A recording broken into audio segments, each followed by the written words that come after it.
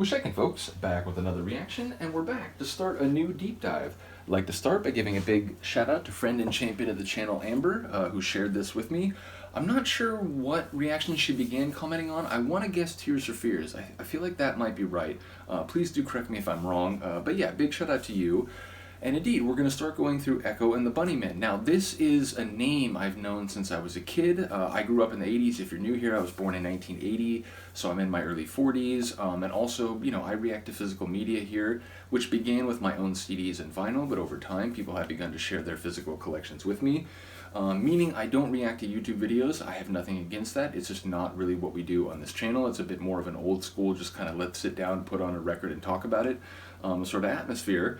And yeah, when I react to music I know, I'll usually just talk about the lyrics for a minute or two, just, the way I've interpreted them, not definitively or in any sort of official capacity, just that, here's what the words have meant to me, or here's the way I've understood them over time.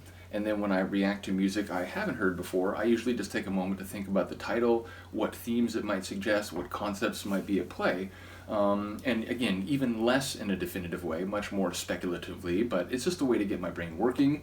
But indeed, as I mentioned, I grew up in the 80s as a single-digit kid. I remember hearing of Echo and the Bunnymen by the time I was sort of, getting close to double digits in the 90s. And then, 1999, maybe 2000, I definitely remember The Killing Moon being used in the Donnie Darko movie, which was, it was only flashing back about 10, 15 years, but it was kind of a period piece from the mid-80s, even though it came out in the, again, I think 99 or 2000. And that was one of the tunes that they used, and it made me remember, wait, I've heard this tune. So obviously, The Killing Moon is a track that I heard on the radio at some time before having seen that movie, I think, years later. So yeah, ultimately that's the one tune of theirs I know pretty well.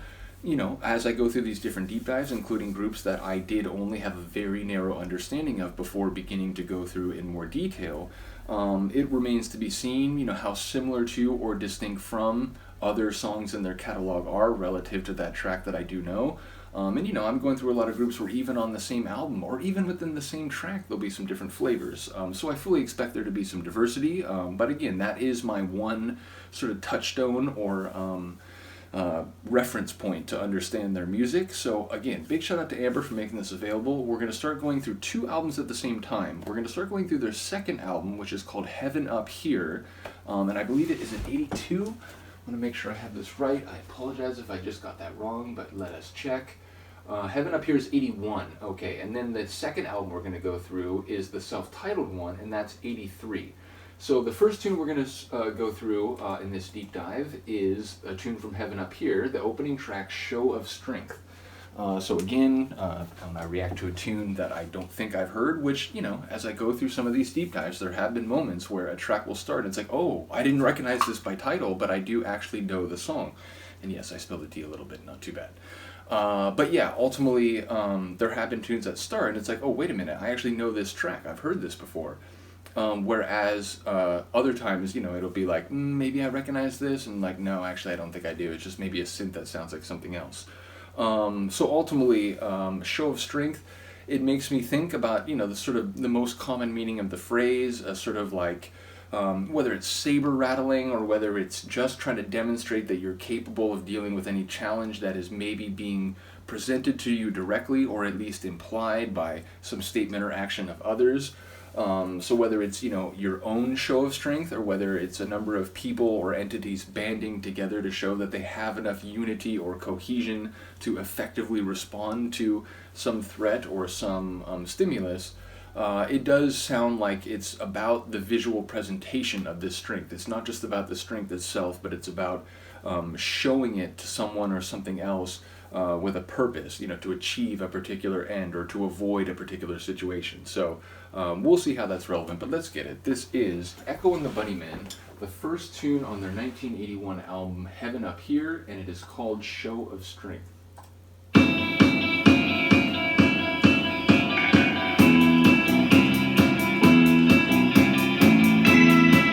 Dark. Tension-filled.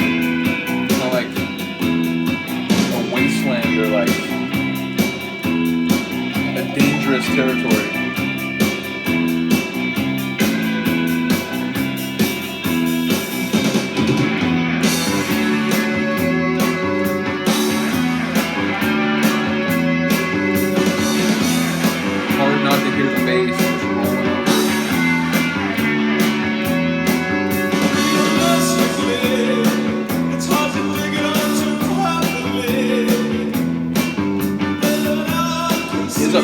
like theatrical voice.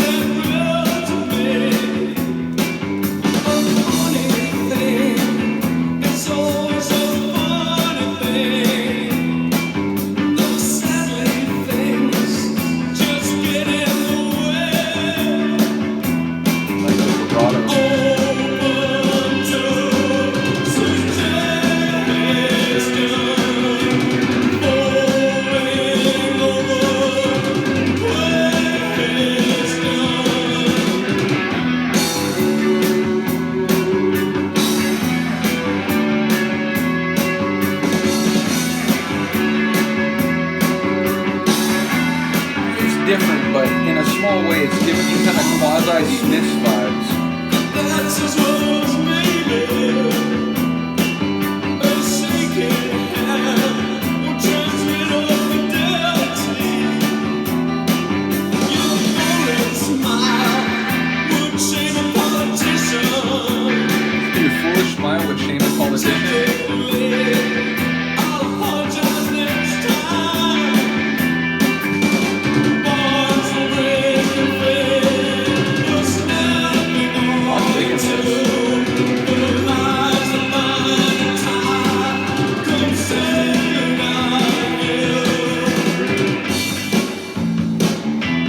Also give me like a little bit of like early Police vibes.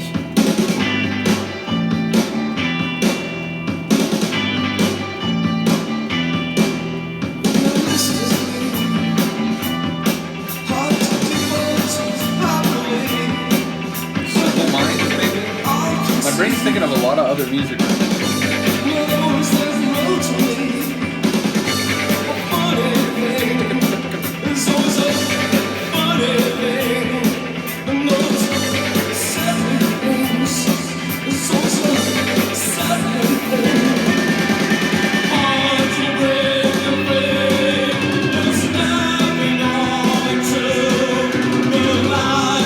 Composition of this track.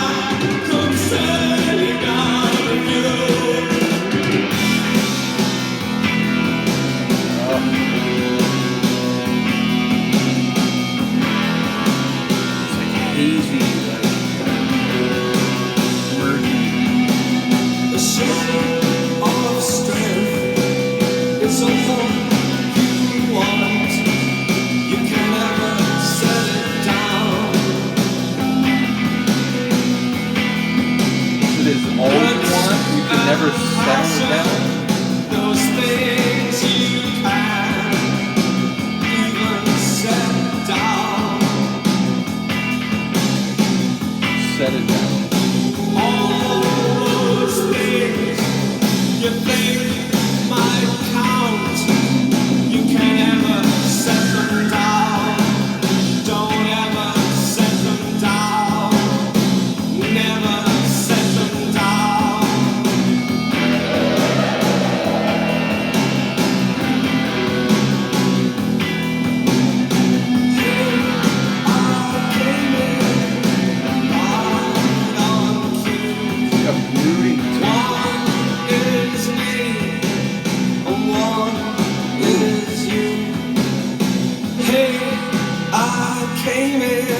Like feedback and like electric distortion or whatever that is on the guitar. One is me, one is you.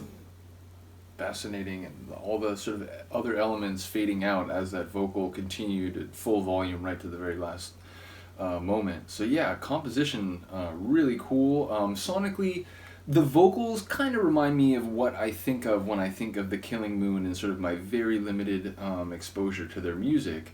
But sonically, it was darker. It felt, like I said, sort of murky and hazy and a bit sort of tension-filled. And yeah, I did not catch everything lyrically. There were some lines that intrigue me and make me wonder how they may connect. I did hear the title phrase, but not like the larger passage in which it was embedded, so I'm not quite sure how to make sense of that. And again, if you're new here, when I do these reactions, I do them, when I listen to music in general, I do them on camera, but then if I'm reacting to something I'm hearing for the first time, I like to preserve that sort of first time reaction on camera, but then when I go through it afterward, I will listen to the track in an immersive sort of listen with, headphones on, And, after the first 3 or 4 listens, if I still can't understand exactly what's being said, I will look up lyrics. Now, I do try to engage with music as much as possible just with the music itself. I don't like to do, program readings about a tune beforehand, because I like to experience it the way that someone would if they were just, sort of discovering this for the first time.